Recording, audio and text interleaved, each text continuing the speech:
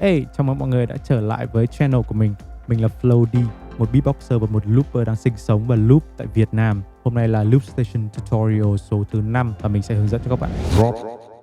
Trước khi hướng dẫn thì mình muốn kể tên qua các looper đã sử dụng hiệu ứng này để drop. Hiệu ứng mà mình muốn nói đến đó chính là Vinyl Flick. Những bạn nào mới tới channel của mình thì các bạn có thể xem lại tutorial số thứ 2 ở ngay đây để hiểu rõ hơn về hiệu ứng này cũng như các hiệu ứng khác. Ok, và các looper điển hình đã sử dụng hiệu ứng này để drop đó chính là Balance,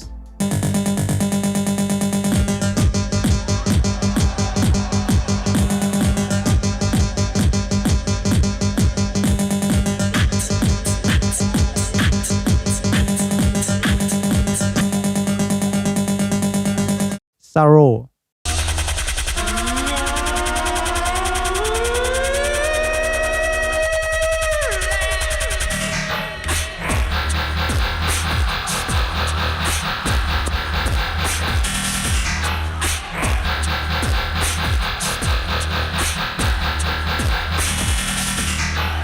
Rhythmine, Exception.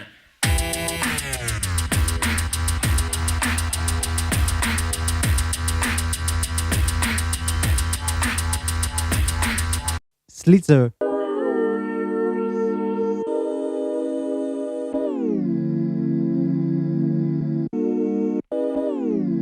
Yeah.